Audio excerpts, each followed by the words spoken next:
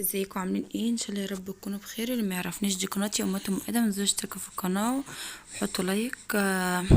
هنا بقى هعمل ايه؟ هنعمل الكشري الحله واحده.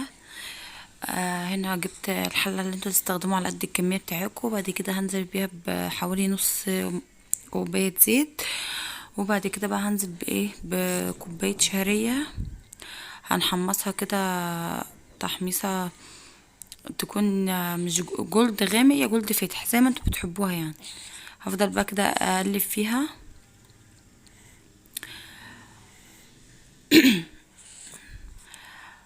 اهي بعد ما خدت اللون اللي هو الذهبي دوت هنزل بقى ايه؟ آه هنزل بقى بالايه؟ بالعدس البني دوت، او العدس اللي هو زي ما بتسموه بجبة، منقوع حوالي ساعة في مية سخنة. وبعد كده هنزل عليها الشعرية اشوحه، اديله تشويحة او تقليبة كده مع بعض. وبعد كده بقى ايه؟ كوباية الرز او مجين رز على حسب ما انتوا هتعملوا الكمية اللي عندكم، مغسول ومصفي كويس. وبعد كده بقى ايه؟ هنفضل برضه نشوح فيها.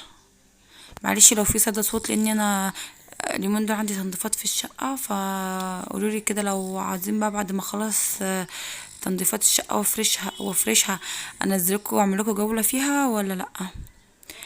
آه هنا بقى نزلت بشوية كمون وشوية فلفل اسمر. بعد كده برضه هقلب فيهم. وبعد كده بقى ايه؟ هحط المكرونه، اي نوع مكرونه انتوا بتحبوه. دي مكرونه اللي هي الخرط المحمره الصغيره، هديها برضو تقليبه معاهم. وطبعا هنكون مسخنين ميه عشان خاطر ايه؟ ننزل بيها على الايه؟ على الكشري بتاعنا. وبعد كده بقى هنزل بالمكرونه اللي هي سباكيتي. هنكسرها كده.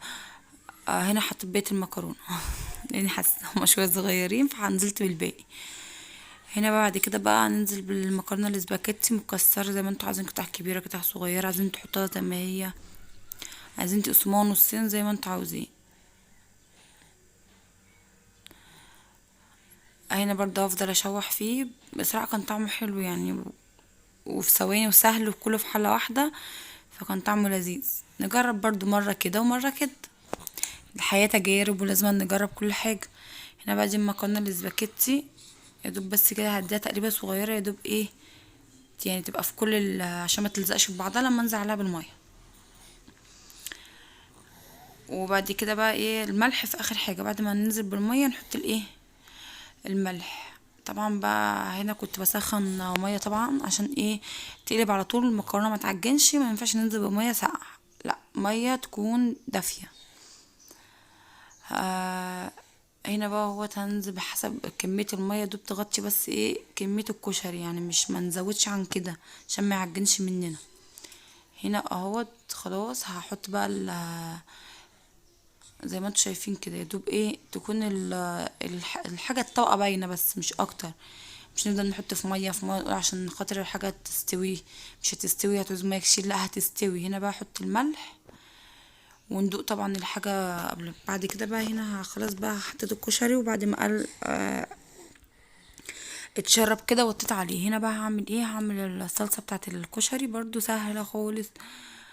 لو عايزين بقى انتوا تعملوا حمص او تعملوا، بس ده كشري سريع كده فايه، ف يعني حيرة الاكل ده حيرة كل يوم. لو وصلتوا بقى معايا الفيديو لحد هنا متنسوش تحطوا لايك. هنا بقى احط شوية زيت وعليهم كده توم، حوالي معلقة توم مهروسة كبيرة، وهحمرها. وبعد كده هتشها بالخل. طبعا بقى انتوا لو عايزين تحمروا بصل ماشي، عايزين تعملوا حمص ماشي.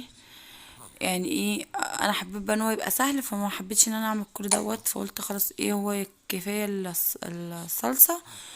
وعملت دقه وشطه حتى كمان ما عملتش عشان كنت عاملاها معاكم قبل كده. هنا بقى نسيت انزل بمعجون طماطم الاول عشان غصب عني طبعا نسيت، فبعد كده هحطه دلوقتي. المفروض كنت نزلت الاول بالمعجون الصلصه الاول على الثوم، وبعد كده كنت حطيت هنا بقى طبعا خلاص بعد ما حطيت على السلطه ملح وكمون وفلفل اسمر، بس المقطع دوت معلش يتحذف غصب عني. هنا بقى الكشري اهو بعد ما استوى، بصوا بوريهولكم مفلفل وجميل اهوت. خلاص بقى كده هوريكم بعد ما غرفت الكشري.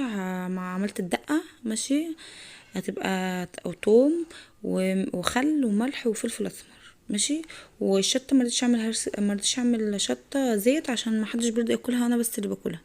كان طعمه جميل، صدقوني جربوه على طريقتي، اتجربوا على الطريقه ديت وامشوا على الخطوات، صدقوني هيعجبكم. بس يا حبايب قلبي كده اشوفكم في فيديو جديد ومع السلامه.